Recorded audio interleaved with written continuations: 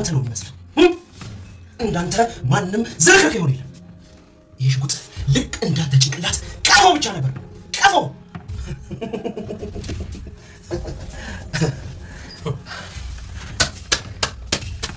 አሁን ቤቶቹ በጠቅላላ የባለቤቶቹ ሆነዋል። በጣም ጥሩ። ከእንግዲህ በኋላ ያለውን አንተ ከሱ ጋር መጨረስ ትችላለህ። አቶ መሰለ ይቅና።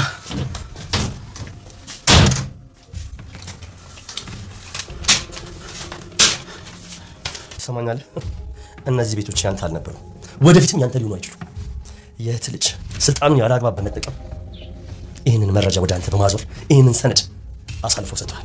ስለዚህ አንተም የእህት ልጅም ዘብጥያ ትወርዳላችሁ። ምን? በእናንተ ኃጢአትና በእናንተ ሴራ ቤታቸው የፈረሰባቸው በአጠቃላይ ለትንሽ ጊዜ ቢሆን እፎ ይላሉ። የመሰለ ፀሐይ ዳግመኛ ላትወጣ ጠልቃለች። ሞኝ! የኔ ፀሐይ ጠልቃ አታውቅም። የኔ ፀሐይ አንዱ ቢጠልቅ አንዱ ይከፈላል። አሁን ግን ለአንተ ብላ የምትወጣ ምንም አይነት ፀሐይ የለችም። በነገራችን አንተ በስንዴ ስም ያስጫንከው አደንዛዥ እጽ አቶ ኑሪ ጋር ነው የሚራገፈው። እና የት ነው ያለው? ፖሊስ ጣቢያ። ምን? ስለምን እያወራህ እንደሆነ አላውቅም። ስለ ሚሊዮን ብሮች እጣ ፈንታ እያወራሁ። እና የጭነቱ እጣ ፈንታ ምንድን ነው? መወረስ ነው። ሆነ ቀን እንደምጨክን ማወቅ ነበረብሽ። እና ደግሞ ያለፍኳቸውን ፈተናዎች ሁሉ ያለፍኩት አንተ አጠገቤ ስላለ ነው። ከእሷ ጋር ብትቀጥል ራሱ ደህና መጥቶንም የደህንነት ስሜት አይሰማህም። ከሔዋን ጋር ስትላላስ የሚያሳይ ፎቶ እንዳለኝ እንዳትረሳ። ማፍቀር እጣ ፈንታ ሊሆን ይችላል።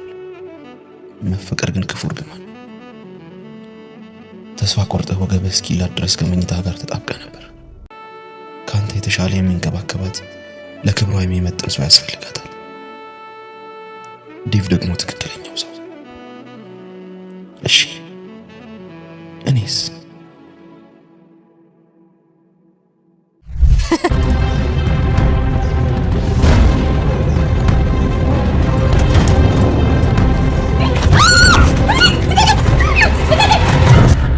ትንሿም ሽራሉሊት ባላሰበችውና ባልጠበቀችው መንገድ የአቶ መሰለ ሰዎች በድንገት አፍነው ወስደዋታል። ወደ እገታ ወስደዋታል።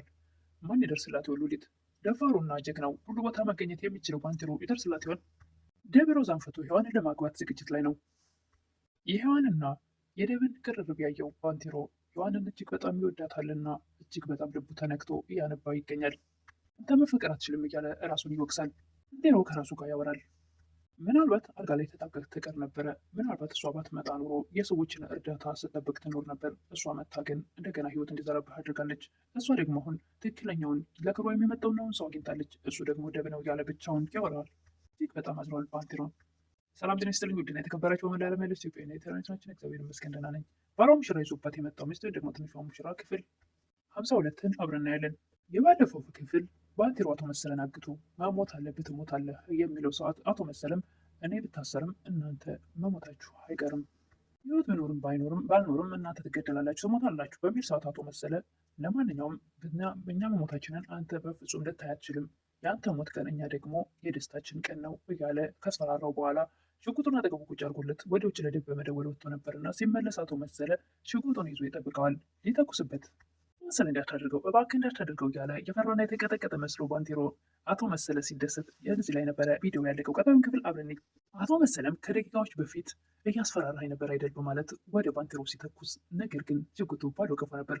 ሰው ሁሉ እንዳንተ መሰለ እንዴ? ይሄ ሽጉጥ እንዳንተ ጭንቅላት ባዶ ቀፎ ነበር በማለት ባንቴሮ ይስቅበት ነበር። ሆኖ ባንቴሮ ደውሎለት ነበርና ወደዛ ክፍል ይመጣል።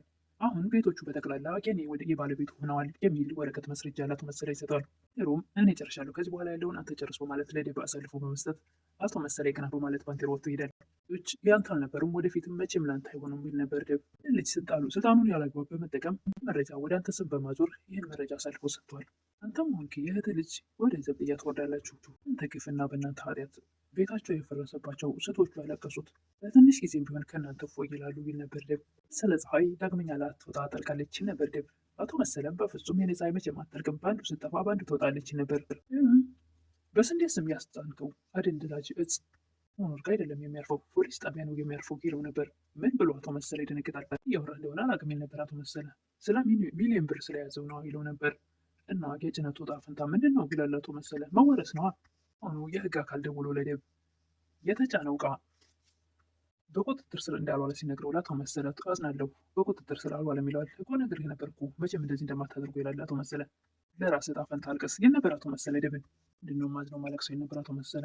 እኔ ነገሮችን በሰላም ዕቃዬ ስላለፈና አመፀኞች እጅ ስለዳነ ይል ነበረ አቶ መሰለ። እንደሱ አይደለም። ሹፌርህ ኬላውን በጥሶ ሊያልፍ ሲል የህግ አካሎች የጥይት ዝናብ ስላዘነቡበት እቃውና ሹፌሩ አንድ ላይ እስከነቃው እስከነ መኪናው እቃው በጠቅላላ በእሳት ተቃጥሎልሃል ይል ነበር ደብ። ይህንም እያለ ደብ ይስቅበት ይሳለቅበት ነበር። ሔዋንም በበኩሏ ደብን አጠገብ የሆነ ራሱ ትናፍቀኛለህ፣ አይቼ እኮ አልጠግብም፣ ምግብ ብትሆን ኖሮ በልቼ ነበር እያለች ፍቅሯን እየገለጸችለት ነበር። ከዚህ በኋላ ግን ለአንተ ራሴን እንዲቆጥብ አታስገድደኝ ትል ነበር ሔዋን። እኔ አይደለሁም እኮ ነገሮች ናቸው የሚያስገድዱን ይል ነበር ደብ። ሁኔታዎቹን ማን የፈጠራቸው እኛው ራሳችን አይደለን ትል ነበር ሔዋን። እኔና ችኮ አንድ የምንሆንበት ቀኑ ደርሷል፣ ነገር ግን ትክክለኛውን ቀን ማወቅ አልችልም ይል ነበር ደብ። ሔዋንም ቸኩላለች እና መች ነው ትል ነበረ። እሱም ፈጣሪ ነው የሚያውቀው በሚላት ሰዓት ሁሉንም ነገር ለፈጣሪ እኮ መስጠት የለብንም እኛም ደግሞ መወሰን አለብን ትል ነበር። ልነግርህ ደብ እኔ አፍራለሁ፣ ነገር ግን አሁን ምን እየጠበቅኩ እንደሆነ ራሱ አላውቅም ትል ነበር ሔዋን። እዛ ጋር ያለ ነገር ፍጻሜ ማግኘት አለበት ትል ነበር ሔዋን። ነገር የምልህ ደግሞ ከኔ ጋር እንድትሆን ፈልጌ አይደለም፣ ግን ደግሞ ብፈልግም ይሄ አንዱ ምክንያት ነው። ነገር ግን አንተም ራስህ ትጎዳለህ ከእሷ ጋር በመሆን ምንም አታተርፍም ትል ነበር ሔዋን። አውቃለሁ ይል ነበር ደብ። ካወቅ ታዲያ ቶሎ አትዋጨውም ትል ነበር ሔዋን። በቅርቡ ከሮዛ ጋር ያለ ነገር ያበቃል፣ ነገሮችን ጀምሬያለሁ እያለ ነበር ደብ። እና የሮዛ ነገር ሲቋጭ ከዛ ስትል ነበር ሔዋን። ከዛማ ጸባይ ካለሽ አገባሻለሁ እያለ ደብ ይቀልድ ነበረ። ሔዋንም ፈገግ ብላ ደስታዋን ለደብ ትገልጽ ነበር። ሉሊት ባንቴሮን በተደጋጋሚ ስራ እየቀረ ነው፣ ምንድን ነው ችግሩ ትለው ነበር። ያ የማይረባ ሰውዬ አንቺን ይዞ ለመሄድ እኛ መሞት ነበረብን። እናንተ ዝግጁ ናቸው። ሁልጊዜም በእድል ብስነቴ በጣም ነበር የማማርረው። ደግሞ እናንተን ስለሰጠኝ በእድለኛነቴ ማመስገን ነበረብኝ ትል ነበር ሉሊት። መጨረሻ መሰለ ተብዬው አንቺንም ሆነ ቤተሰቦችሽን ሊጎዳ አይችልም፣ ዘብጥ እያወርደዋል ይላት ነበረ ባንቴሮ። እዳችሁ አለብኝ ውለታችሁ ትል ነበር ሉሊት። እኮ ሲሆንኩት ባንቺ ነው፣ ዓለምን የማይበት የተሸዋረረ መንገድ ባንቺ ነው የተስተካከለው፣ ባንቺ ነው ሲሆንኩት ይላት ነበር ባንቴሮ። ስለዚህ ማመስገን ያለብኝ እኔ ነኝ እንጂ አንቺ አይደለሽም ይላት ነበር ባንቴሮ ሉሊትን። እኔ የምፈርድበት ይመስልሃል ትል ነበር ሉሊት። አይደለም መታሰር ስቅላት የሚገባው ነበር፣ ሰውየው የሚያደርገው ስራ ቀላል አይደለም ክፋቱ ይል ነበር ባንቴሮ። ሰውየው እኮ ስጋው ቢታሰርም መንፈሱና ትእዛዙ ከአጥሩ ውጭ ናቸው ትል ነበረ ሉሊት። ለአንዳንድ ሀገራት እኮ የአደንዛዥ የሚያዘሩ ሰዎች ለሞት ቅጥም ያስቀጣል። ስለዚህ ነቱ ምህረት ከተደረገ ሀገሪቷን እንደ መግደል ይቆጠራል ይል ነበር ባንቴሮ። ወደ ቤት ሂዶ የፍች ወረቀት ይዞ ነበርና ሮዛ ያንን አላወቀችም። የማስመሰል ሰላምታዋን ሄዳ ላው ላይ ጥምጥም ትላለች። እሱም የያዘውን ወረቀት ይሰጣታል። ምንድን ነው ትላለች።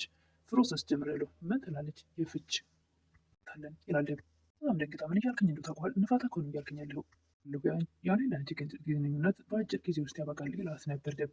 የደነገጥሽ የምታስመስይው ይህችን ጊዜ እኮ ከሴራዎችሽ በስተጀርባ በጉጉት ስትጠብቀው አልነበረም እንዴ ይላት ነበር ደብ። የሆነ ቀን እንደመጨከን ማወቅ ነበረብሽ፣ ደግሞ ቀኑ እንዳይረዝም ዛሬውኑ ሂደቶቹ መጀመር አለባቸው ይል ነበረ። ሔዋንን አግብታ ዓለም ቅልጥቅጭ ነው ትል ነበረ ሮዛ። ይህ የራሴ ህይወት ነው የመወሰነው እኔ ነኝ ይል ነበረ ደብ። ደግሞ ለዚህ ስደተኛ ከውጭ ሀገር ተሰዳ ለመጣች ውዱ ባለቤቴን መርቄ ልሰጣት አልችልም ትል ነበር ሮዛ። ሰምኛለሽ፣ መልካም ፈቃድሽን እየጠየኩሽ ሳይሆን በግድ ከዚህ ቤት ትወጫለሽ፣ ያለሽን ግራ ገንቦ መሰብሰብ ትችያለሽ አሁን ይላት ነበር ደብ። እስማማ ስትል ነበር ሮዛ። ምርጫ የለሽም ይላት ነበር። እኔ ምርጫ አላጣም ትላለች። እስካሁን በትዕግስት አናግሬሻለሁ፣ አሁን ግን በግድ ትወጪ ማድረግ እችላለሁ ይል ነበረ ደብ። እውነት ህግ ቦታ መሄድ ትችላለህ ትል ነበር ሮዛ። ማለት ይላት ነበር። ደረትህን ነፍተህ ህግ ቦታ መቆም እንደትችል የሚያደርግ ነገር ቢኖር ስትል ነበር ሔዋን። እርታ ሮዛ ጋር አጉል ግንኙነት የሚያሳይ ፎቶ እንዳለኝ አትርሳ ትል ነበር ሮዛ። ደጋግሜ እያደረግኩት አንቺም ደግሞ ያማረ ቆንጆ ፎቶች ለማንሳት ተዘጋጅ እያለ በሽቅ ያደርጋት ነበር ደብ። ዛሬ ነገ ሳትይ ያለሽን ግራ ገንቦ በሆኑ ሰብስብ ይላት ነበር ደብ። ታት የቤት እመቤት አድርገህ ከኖርክኝ በኋላ ደግሞ እንደ ቤት ሰራተኛ ፌስታል ይዤ ልውጣልህ ትፈልጋለህ ትል ነበር ሮዛ። እንጂ አይደለሁም በቂ መስሎ የታየኝ ነገር ሰጥሻለሁ ይል ነበር ደብ። እሺ ጠቀም ያለ ገንዘብ ሰጣችኋለሁ፣ ደግሞ በእናትነታቸው እንጂ በደግነታቸው አይደለም፣ ግን ደግሞ እናትና ታላቅ ስለው ስለሆኑ ይል ነበር ደብ። በጣም ያለውን ንብረት በሙሉ እኩል መካፈል አለብኝ፣ ካልሆነ ደግሞ ጉድህን አውጥቼ በትንላለሁ ትል ነበር ደብ። ክትክት ብሎ ይስቅ ነበር። ሔዋን ከሮዛ በፊት በጣም የሚዋደዱ ጓደኛሞች ነበሩ። እሷ ለትምህርት ወደ ውጭ ስለሄደች ይሄ ነገር ነበር። እሷ አድራሻዋ ስለጠፋበት ነበር ደብ ከሮዛ ጋር ግንኙነት ያደረገው ወይም ደግሞ ሮዛን ያጋባት። ከሷ በኋላ የመጣች አስመሰለችው ሮዛ። ክትክት ብሎ ሲስቅ እንደሚያስቅ ትል ነበር ሮዛ። እንደውም ሀሳቤን ቀየርኩኝ፣ አንድ ሳንቲም ልሰጥሽ አልችልም ማለት ያሰበችው ሀሳብና ያቀደችው እቅድ እዚህ ጋር ነገሮቹ ያለቁና ተስፋ የተቆረጠ ይመስላል። እና ባንቴሮ ሲገናኙ ሁለታቸውም ግራ ይገባሉ፣ ይደነባበራሉ። ባንቴሮ ሳይሽ እኮ ሰውነቴን ማዘዝ ያቅተኛል ይል ነበር። ባንቴሮ ይልህ ከምንም ጊዜ በላይ አሁን ጥንቃቄ ያስፈልገኛል፣ ከኔ ጋር እኔ እናንተ መቀራረብ የለብንም ትል ነበረ ሔዋን። ላይ ሊቀልል ፈልጌ ሳይሆን እኔና ደብ ልንጋባ ነው በማለት በግልጽ ትነግረዋለች። ሲሰማ ወደኋላ ወደ መጣበት ይመለሳል። እጅግ በጣም ተከፍቶና አዝኖ።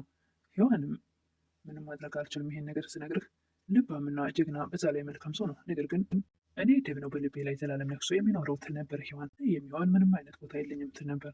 በስተመጨረሻም ባንቴሮ ሔዋንና ዴብ አንድ ላይ ተነጣጥፎ በርቀት ሲያቸው እጅግ በጣም ቅስሙ ይሰበራል፣ በእንባ ይታጠባል። ባንቴሮ ምን እየሆንክ ነው? ሔዋን ያንተ አልነበረች የሚል ነበር ለራሱ ከራሱ ጋር ያወራ ነበር። በፊትም ያንተ አትሆንም፣ ማያስኬድህና በማያዋጣ መንገድ ላይ ቆመ ባትለቅስ ምን ይልሃል እያለ ራሱን ብቻህን ነህ።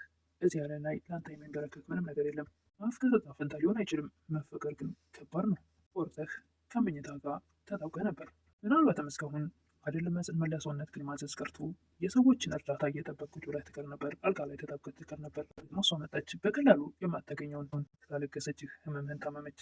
እንደገና የጨለማውን ተስፋህን ተስፋ ዘራችበት እያለ ባንቴሮ ብቻውን ራሱን እየወቀሰና ከራሱ ጋር እየተነጋገረ በእንባ ይታጠብ ነበር። የተሻለ የሚንከባከብ ለክብሯ የሚመጥን ሰው ያስፈልጋታል። እሱም ደግሞ ዴብ ነው ይል ነበር ባንቴሮ። ይስ እያለ ባንቴሮ በእንባ ይታጠብ ነበር፣ እንባውን መቆጣጠር እስኪያቅተው ድረስ።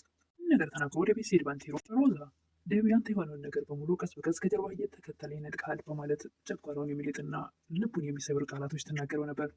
በስተ መጨረሻ አቶ መሰለ ሰዎች አፍነው ለማገት ወስዷታል። ሉሊትን ባልጠበቀችው መንገድ በር ሲንኳኳ ስትከፍት በድንገት አፍነው ወስዷታል። ብትጮህም የደረሰላት ሰው የለም። ምናልባት ባንቴሮ ደርሶ፣ ነገር ግን ባንቴሮ በእንባ እየታጠበና በሀዘን ሔዋንን ስላጣ እጅግ በጣም ልቡና ስሜቱ ተነክቶ ሀዘን ውስጥ ነበረ። ምናልባት ይደርስላት ይሆን? እሱን እንግዲህ በቀጣይ የምናየው ይሆናል። ለዛሬ ግን ይህን ይመስል ነበር ቪዲዮ።